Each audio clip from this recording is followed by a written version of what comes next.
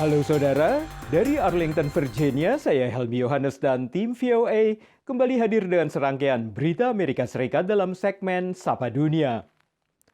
Saudara, sejak serangan Rusia ke Ukraina setahun lalu, Rusia mulai menyasar pengaruh medianya bukan hanya ke negara barat, tapi juga ke sejumlah negara berkembang termasuk Indonesia.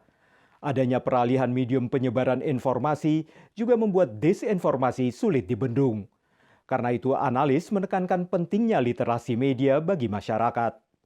Indonesia beserta sejumlah negara di Asia dan Afrika jadi target baru pengaruh media Rusia, menurut peneliti kebijakan Rusia terkait Asia.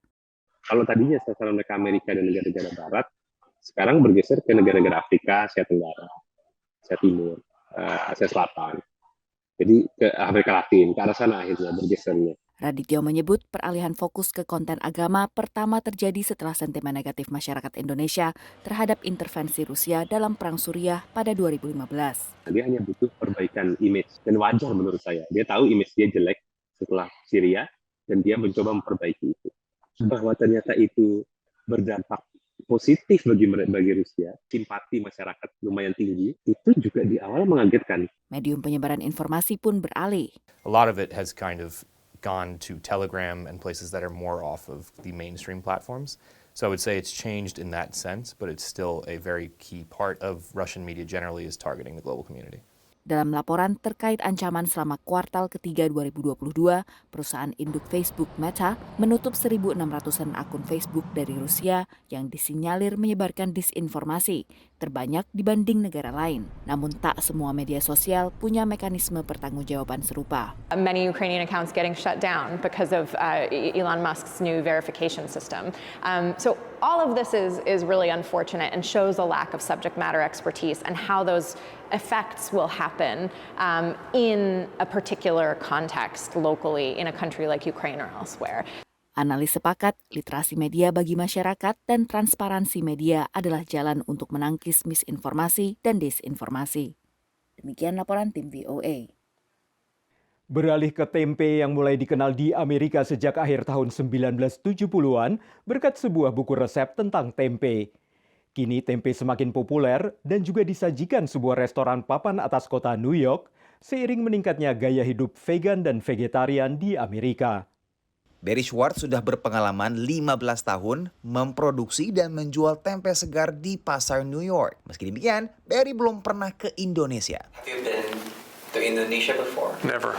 Barry mempelajari tempe melalui buku resep The Book of Tempe yang membuat tempe mulai dikenal di Amerika dan terbit tahun 1979 karya penulis Amerika Serikat William Shurtleff. Merasa frustrasi karena tempe di pasar Amerika yang ia rasa tak berkualitas, ia mulai produksi tempenya sendiri melalui labelnya Barry's Tempe. I think the major problem is the big companies that are making it are making bad tempeh.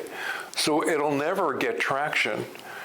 You know, it has to be made fresh, not pasteurized. Mengklaim produk tempenya segar, harga tempe Barry jauh lebih mahal, yakni $12 per setengah kilogramnya.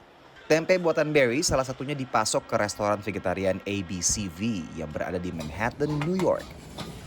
Tempe disulap menjadi sajian berkelas yang mengharuskan pelanggannya merogoh kocek lebih dalam. Chef di restoran ini memasak tempe kecap manis dan burger tempe. Kedua sajian ini dihargai $21 Amerika Serikat. 1 dari 10 warga Amerika Serikat per tahun 2022 tidak lagi mengkonsumsi daging hewani, membuat panganan tinggi protein seperti tempe semakin naik daun. Meski demikian, tren popularitas tempe masih relatif lamban jika dibandingkan dengan produk protein alternatif lainnya. Because people don't know what to do with tempeh. But I think it also has to be delicious, so we need people to cook it well and, do right by it. Pelan tapi pasti, tempe tak hanya naik daun di negeri Paman Sam, tapi juga naik kelas. Dari kota New York, Randy Wicaksana, VOA. Saudara, bagi sejumlah anak muda diaspora Indonesia di Amerika, membeli pakaian dan aksesori bekas sudah menjadi bagian dari gaya hidup.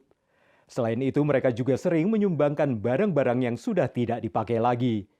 Menurut mereka, keinginan untuk menjaga lingkungan dari produksi yang berlebihan adalah salah satu alasannya.